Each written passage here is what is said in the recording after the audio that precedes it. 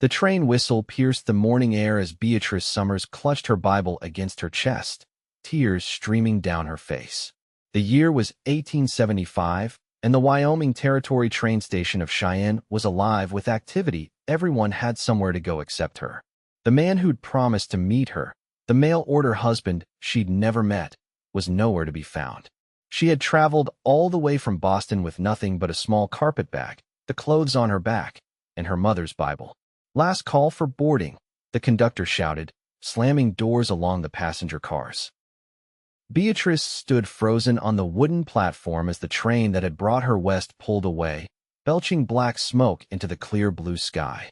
The letter in her pocket now seemed like a cruel joke, promises of marriage, a home, and a new start in the West from a man named Thomas Miller, who had apparently changed his mind. "Miss, are you waiting for someone?" A deep voice startled her from behind. She turned to find a tall man watching her with concerned eyes. His weathered face spoke of days spent under the harsh western sun, and the gun holstered at his hip suggested he was no stranger to the dangers of frontier life. Despite his rugged appearance, there was something gentle in his expression. I was, she managed, wiping her tears with a handkerchief. "But I don't believe he's coming." The man glanced at the Bible in her hands. "That's a fine-looking good book you've got there. I reckon it's seen you through some hard times." Beatrice nodded, running her fingers over the worn leather cover. "It was my mother's. It's all I have left of her now. I love God as much as you," he said simply, removing his hat to reveal sandy blonde hair. "The Lord's been my compass out here where the land can be as unforgiving as it is beautiful." He extended his hand. "Owen Xavier, madam. Ranch owner about 10 miles outside of town."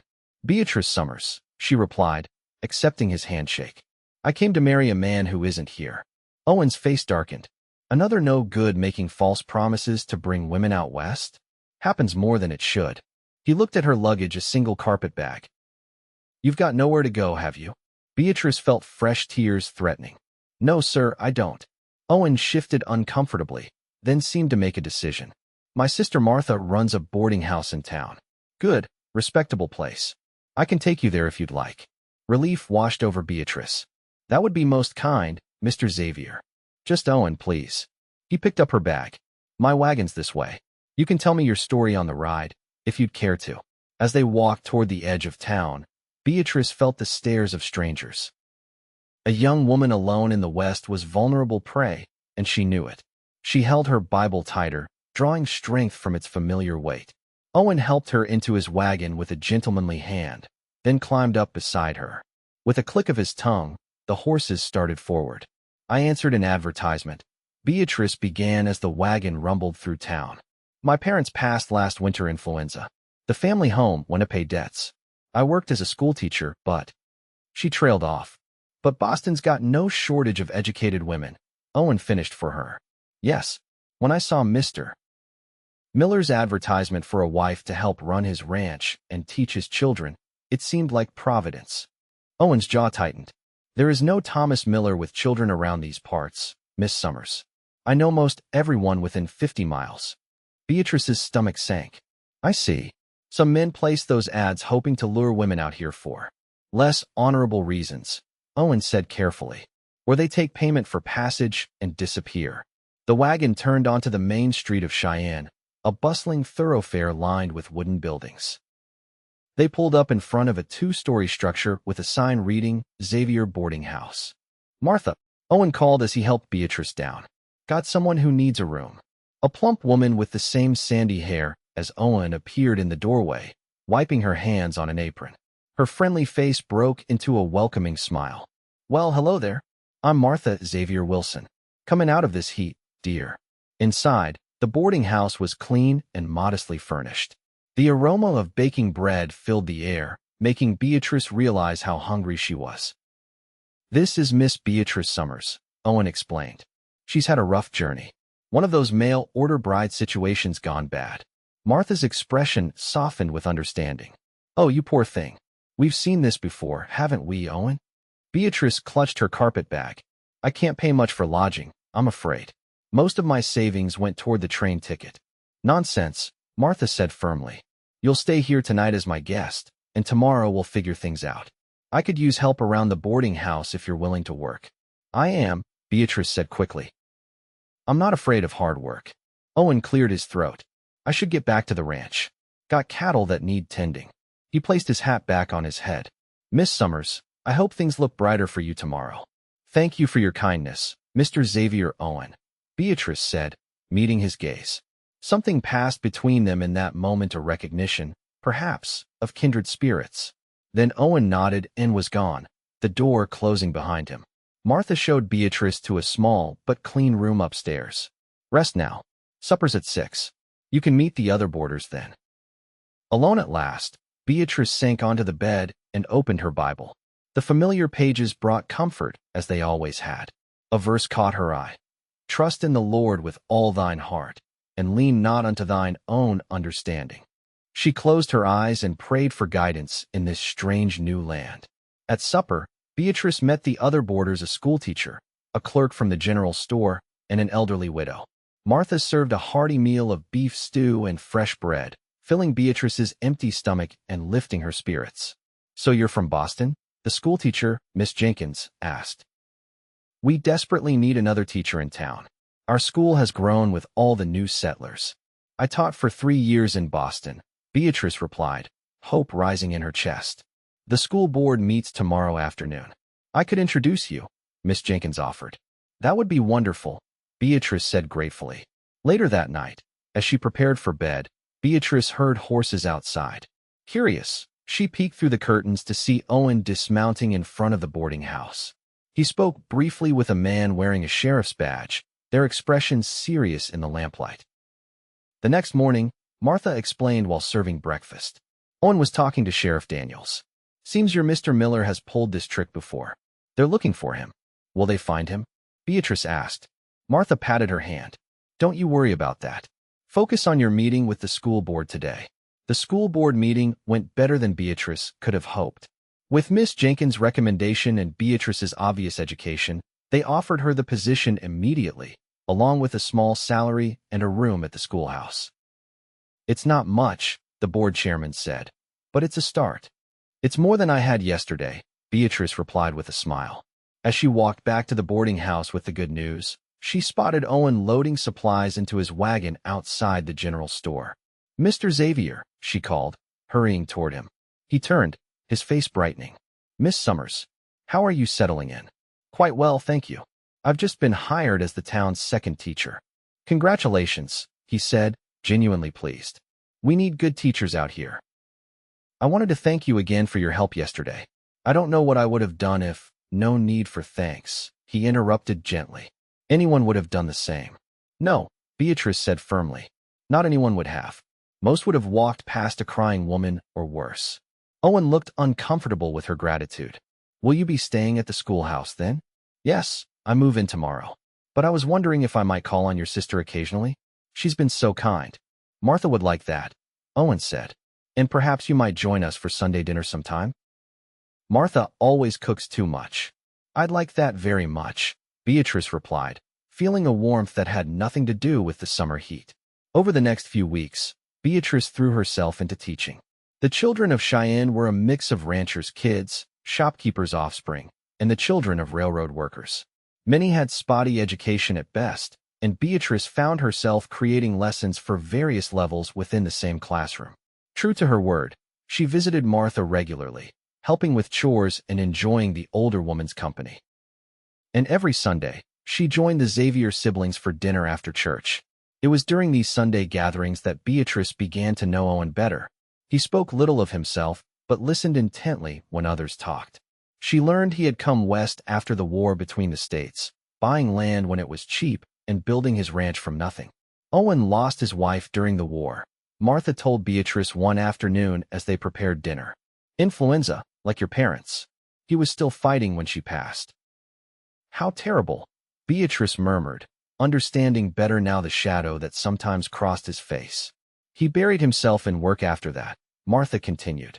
Built the ranch, helped me start this place after my husband died. He's a good man, my brother. Yes, Beatrice agreed softly. I believe he is. As summer faded into autumn, Beatrice found herself watching for Owen's wagon in town. Their conversations grew longer, and she discovered his quiet humor and deep thinking. He began bringing her books from his personal library, novels and poetry she'd never encountered in Boston. One crisp October afternoon, Owen appeared at the schoolhouse just as Beatrice was dismissing her students. "Mr. Xavier," she exclaimed, surprised to see him. "Is something wrong?" "No, nothing wrong," he assured her, hat in hand. "I wondered if you might like to ride out to see the ranch this Saturday." Martha would come along as chaperone, of course. Beatrice felt her cheeks warm. "I'd like that very much." Saturday dawned clear and cool, perfect riding weather. Owen arrived with 2 horses and the wagon for Martha. Beatrice, who had ridden only occasionally in Boston's parks, was nervous about the spirited Western horses. "Don't worry," Owen said, helping her mount a gentle mare. "Daisy here will take good care of you." The ride to the ranch took nearly 2 hours, but Beatrice hardly noticed the time passing. The landscape unfolded before her in breathtaking beauty, rolling plains giving way to distant mountains, the autumn grasses golden in the sunlight. "It's magnificent," she breathed as they crested a hill, and she saw the ranch spread out below them, a solid main house, barn, corrals, and grazing cattle dotting the land.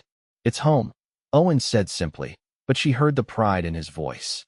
The ranch house was surprisingly comfortable inside, with polished wooden floors, sturdy furniture, and bookshelves lining one wall.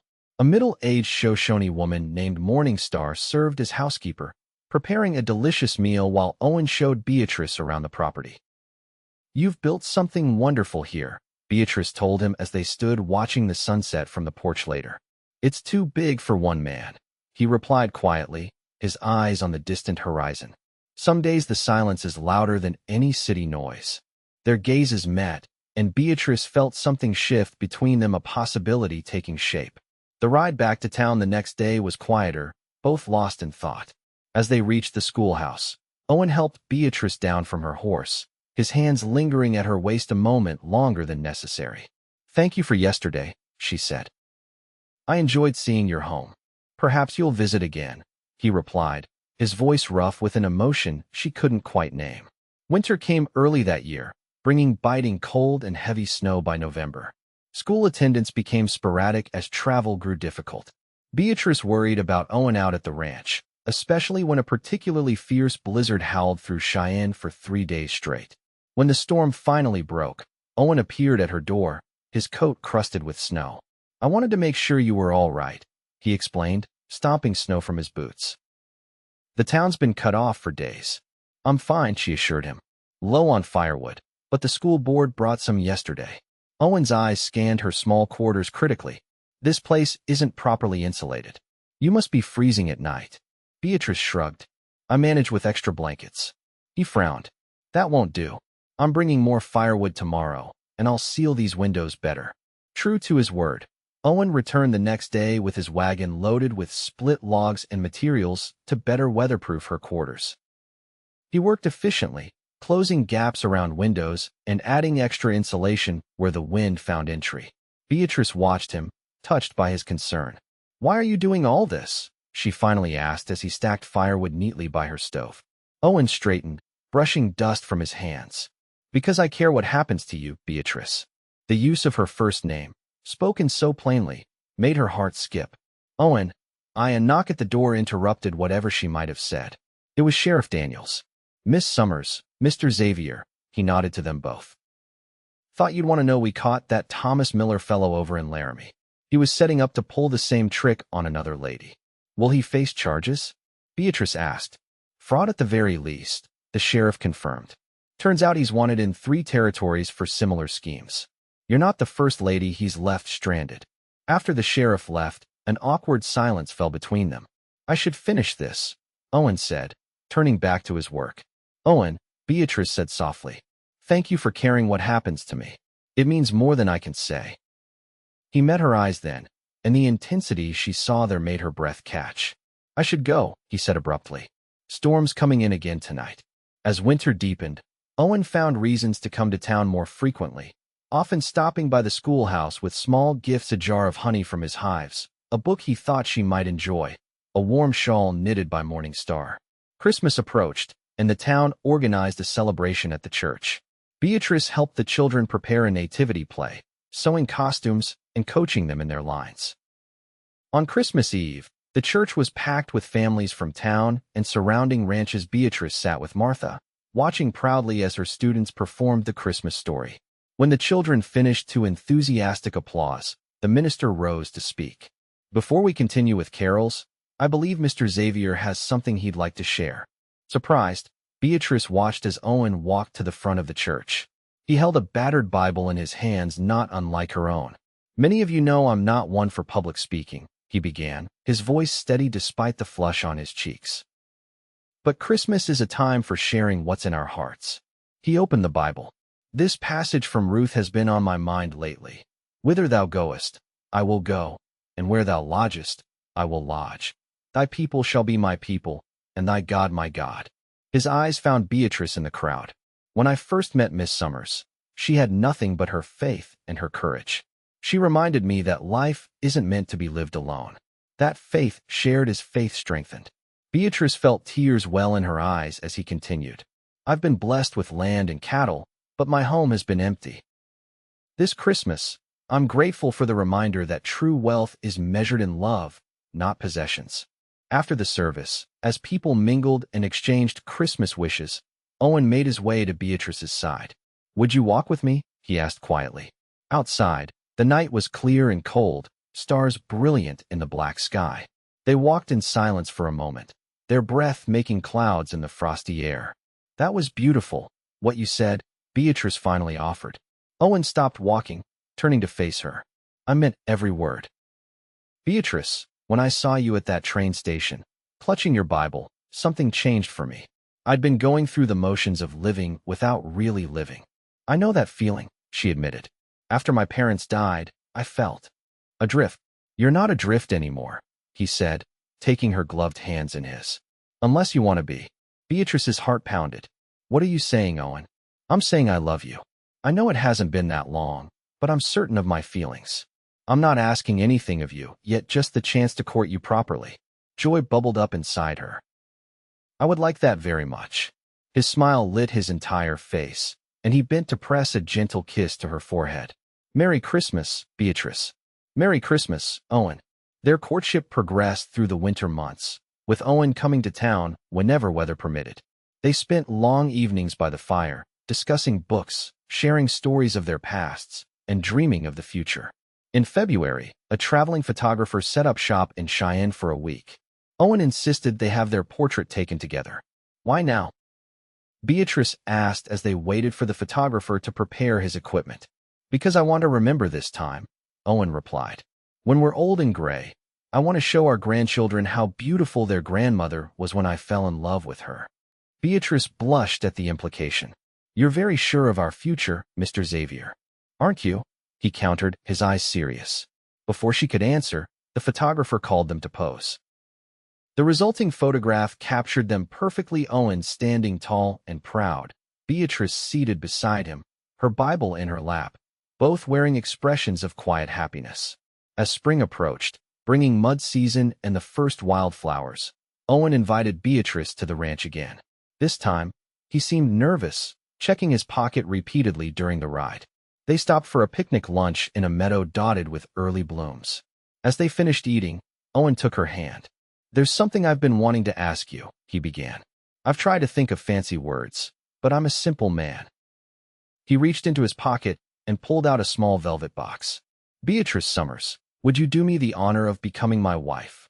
Inside the box was a delicate gold ring with a small diamond.